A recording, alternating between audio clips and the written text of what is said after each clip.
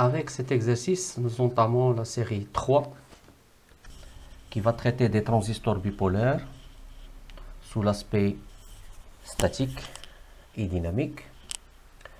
Nous considérons deux montages où les transistors Q1 et Q2 sont identiques avec les caractéristiques suivantes. Bêta est égal à 100, VBE est égal à 0,7 volts, VCE SAT égale 0,3 volts, VBE SAT égale 0,8 volts, et on nous demande de déterminer dans les deux cas IC et VCE. Puis refaire la même détermination en considérant que bêta est égal à 200. On commence par considérer le premier montage dans lequel nous allons supposer que le transistor fonctionne en mode actif direct. Le circuit de la figure peut se mettre sous la forme suivante, dans laquelle on peut considérer deux mailles, la maille M1 et la maille M2.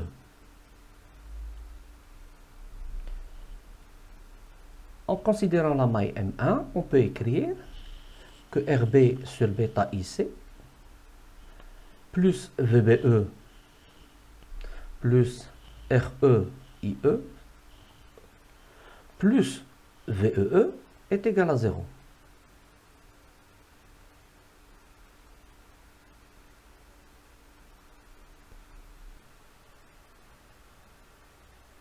Normalement, IE c'est égal à IC plus IB. Et comme bêta est supérieur à 1 et IC est égal à bêta IB, on peut négliger le IB. Et donc, nous aurons IE pratiquement est égal à IC. Donc, on peut éliminer IE de l'équation et avoir RB sur bêta IC plus VBE plus RE IC plus VEE est égal à 0. En faisant une application numérique avec bêta est égal à 100, on trouve IC est égal à 1,76 milliampères.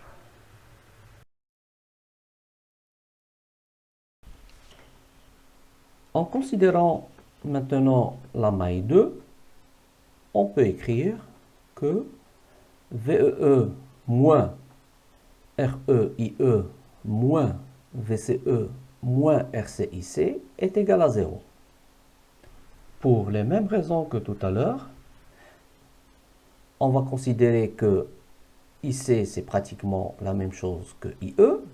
On peut éliminer IE. Et donc VEE moins REIC moins VCE moins RCIC c'est pratiquement égal à 0. Une application numérique avec bêta est égal à 100 nous donne VCE est égal à VEE moins RC plus REIC. Avec la valeur de IC qu'on a calculée tout à l'heure, on peut avoir que VCE est égal à 0,72 volts. Elle est bien supérieure à VCE SAT qui est égal à 0,3 volts. Donc le transistor fonctionne bien en mode actif direct avec IC est égal à 1,76 mA et VCE est égal à 0,72 volts. Maintenant, si bêta est égal à 200, on va reprendre les applications numériques et on va trouver que IC est égal à 2,65 mA et VCE est égal à 6,3 fois 2,65 qui est égal à moins 1,95 volts et donc qui est inférieur à VCE SAT qui est égal à 0,3. Donc le fonctionnement de ce transistor n'est pas en mode direct, il est en saturation.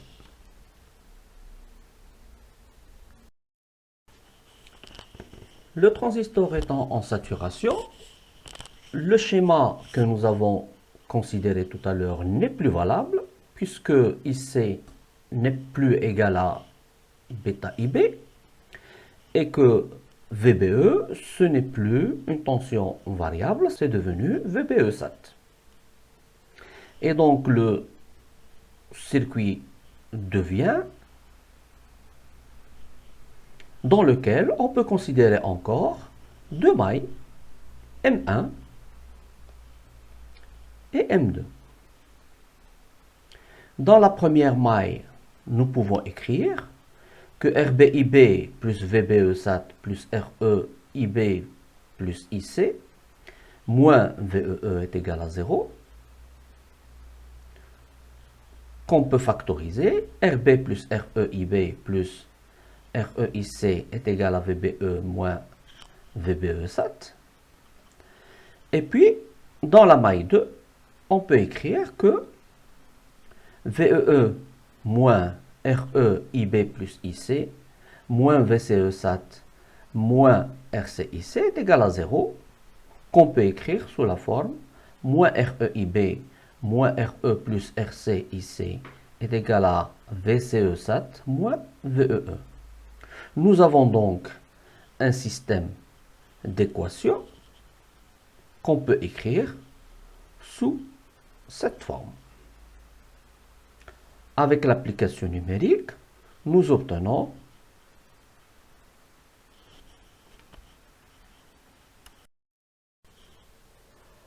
pour résoudre ce système d'équations, nous allons utiliser la méthode de Cramer pour calculer IC et en passant IB.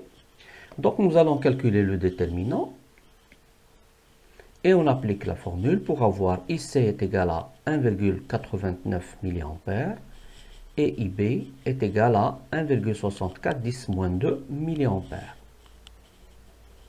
On peut calculer IC sur IB qui est égal à 115,2. Il est bien inférieur à bêta qui est égal à 200.